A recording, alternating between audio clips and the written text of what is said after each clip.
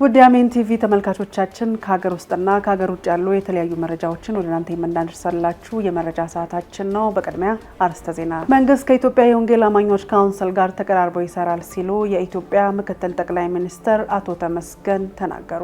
የኢትዮጵያ የሃይማኖት ተቋማት ጉባኤ 6ኛ ሀገር አቀፍ የሰላም ኮንፈረንስን አስመልክቶ ጋዜጣዊ መግለጫ ተሰጠ። ሩሲያ ጾታቸውን የቀየሩ ግለሰቦች ልጆችን በማደጎ እንዳይወስዱ የሚያግድ ሕግ አጸደቀች።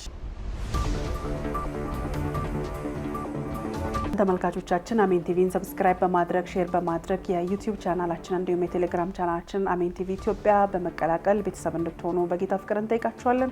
ወደ ዝርዝሩ እንገባለን። መንግስት ከኢትዮጵያ የወንጌል አማኞች ካውንስል ጋር በጋራ እንሰራለን ሲል አስታወቀ። የህዝብ ተወካዮች ምክር ቤት አፈ ጉባኤ ታገሰ ጫፎ እና ምክትል ጠቅላይ ሚኒስትር ተመስገን ጥሩነህን ጨምሮ ከፍተኛ የመንግስት ስራ ኃላፊዎች አዲስ ከተመረጡ የካውንስሉ አመራሮች ጋር ተወያይተዋል። ምክትል ጠቅላይ ሚኒስትሩ በማህበራዊ ትስስር ገጻቸው ባስተላለፉት መልእክት የሃይማኖት አባቶች የአብያተ ክርስቲያናት መሪዎችና ጥሪ የተደረገላቸው እንግዶች በተገኙበት የተከናወነው የካውንስሉ 5ኛ መደበኛ ጠቅላላ ጉባኤ በተሳካ መልኩ በመካሄዱ ለካውንስሉ አመራሮች አድናቆቴን ለመግለጽ እወዳለሁ ብለዋል።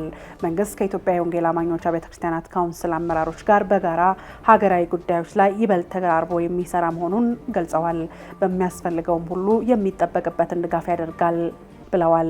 ለካውንስሉ አመራሮች መልካም የአገልግሎት ዘመን እንዲሆንላቸውም ምኞታቸውን ገልጸዋል። ምንጭ ኢቫንጀሊካል ቲቪ። የኢትዮጵያ የሃይማኖት ተቋማት ጉባኤ 6ኛ ሀገር አቀፍ የሰላም ኮንፈረንስን አስመልክቶ ጋዜጣዊ መግለጫ ሰጥቷል። ዝርዝሩን እሌኒ ታቀርብልናለች። የ6ኛው ሀገር አቀፍ የሰላም ኮንፈረንስን አስመልክቶ የኢትዮጵያ የሃይማኖት ተቋማት ጉባኤ ጋዜጣዊ መግለጫ ተሰጥቷል። የኢትዮጵያ የሃይማኖት ተቋማት ጉባኤ ከማዕከላዊ ኢትዮጵያ ክልል የሃይማኖት ተቋማት ጉባኤ ጋር በመተባበር የሚካሄደውን 6ኛውን ሀገር አቀፍ የሰላም ኮንፈረንስ ጥር 29 ቀን 2018 ዓ.ም በኢትዮጵያ የሃይማኖት ተቋማት ጉባኤ ጽሕፈት ቤት ጋዜጣዊ መግለጫ ተሰጥቷል። የኢትዮጵያ የሃይማኖት ተቋማት ጉባኤ ጠቅላይ ጸሐፊ ሊቀ ትጉሃን ቀሲስ ታጋይ ታደለ በሰጡት ጋዜጣዊ መግለጫ በኮንፈረንሱ ዓላማና አጀንዳዎች ላይ የሚጠበቁ ውጤቶች ዙሪያ ሰፊ ማብራሪያ የሰጡ ሲሆን ኮንፈረንሱ የካቲት 4 ቀን እስከ የካቲት 5 ቀን ለሁለት ተከታታይ ቀናት በሆሳዕና ከተማ እንደሚካሄድም ገልጸዋል። በኮንፈረንሱ ላይ ከ40 ሺህ በላይ ተሳታፊዎች እንደሚገኙ የተገለጸ ሲሆን የሰላም ጉባኤው ተጀምሮ እስከሚጠናቀቅ ድረስ የመንግስት አካላትን ጨምሮ ሁሉም የማህበረሰብ ክፍሎች የበኩላቸውን ድርሻ ሊወጡ እንደሚገባም በመግለጫው ተነግሯል። በመጨረሻም ከመጪው የኢትዮጵያ ምርጫ ጋር ተያይዞ ሁሉም በአብሮነት አሁን ያለውን ሰላም ማስጠበቅ እንደሚገባ የተገለጸም ሲሆን ከዚሁ ጋር ተያይዞም ከሃይማኖት መሪዎች የሚጠበቀው ሚና በመግለጫውም ተካቷል። የእምነት አባቶች በሰላም ግንባታ ላይ ንቁ ተሳትፎ እንዲያደርጉም በክልሎች ለሚገኙ የሃይማኖት አባቶች መልእክት ተላልፏል። በዚህ መርሃ ግብር ላይም በሰላም ግንባታ ላይ አስተዋጽኦ ላደረጉ አካላትም የእውቅና መርሃ ግብርም እንደሚካሄድም ተጠቁሟል። በመርሃ ግብሩም በሰላም ግንባታ ላይ አስተዋጽኦ ላደረጉት አካላትም የእውቅና መርሃ ግብር እንደሚካሄድም በመግለጫው ላይ ተጠቁሟል። የኢትዮጵያ ቃለ ሕይወት ቤተክርስቲያን ሁለንተናዊ የልጆች አገልግሎት በዓልን በማስመልከት በሆሳዕና ተከብሯል። ዝርዝር አለን። በኢትዮጵያ ቃለ ሕይወት ቤተክርስቲያን በየዓመቱ የሚከበረው ሁለንተናዊ የልጆች አገልግሎት በዓል ለ15ኛ ጊዜ በሆሳዕና ከተማ በዙሪያው በሚገኙ አጥቢያ ቤተክርስቲያናት በአንድነት ተከብረዋል።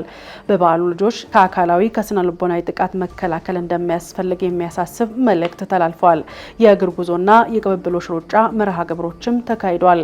ቤተክርስቲያኗ ልጆችን ማዕከል በማድረግ በሁለንተናዊ እድገታቸው ላይ በትኩረት እየሰራች መሆኗም ተገልጿል። መረጃውን ከሀዲያ ቴሌቪዥን አግኝተነዋል። ቤንሄሴድ ሆሊስቲክ ሚኒስትሪ ለወጣት አገልጋዮች ጥሪን መረዳትና በፈተና ውስጥ ጸንቶ መቆምን እንዲሁም በጥበብ ማለፍ በሚሉ ሀሳቦች ላይ ስልጠና ሰጥቷል።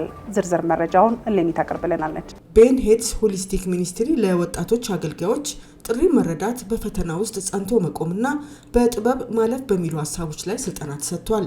በአዲስ አበባ ከሚገኙ የተለያዩ አብያተ ክርስቲያናት የተውጣጡ 50 የሚጠጉ ወጣት አገልጋዮች በስልጠናው ተካፋይ ሆነዋል። ኢቫንጀሊካል ቴዎሎጂካል ኮሌጅ በተካሄደው የሙሉ ቀን ስልጠና የአገልግሎት ምንነት፣ በአገልግሎት ጥሪን መረዳት፣ በአገልግሎት ውስጥ ስለሚገጥሙ ፈተናዎችና በፈተናዎች ውስጥ በአገልግሎት ጸንቶ ማለፍ በሚሉ ርዕሰ ጉዳዮች ላይ ትኩረት ተደርጓል። ከተለያዩ አብያተ ክርስቲያናትና ከተለያዩ ሚኒስትሮች ተጋባዥ አገልጋዮች በመድረኩ የአገልግሎት ልምዳቸውንም አካፍለዋል። በስልጠናው ተካፋይ የሆኑ ወጣቶች በስልጠናው ብዙ መጠቀማቸውንና ለአገልግሎት የሚያስፈልጋቸውን ነገር መታጠቃቸውና በሚገጥማቸው ፈተናዎች ውስጥም ጸንቶ መቆምን መማራቸውንም ተናግረዋል።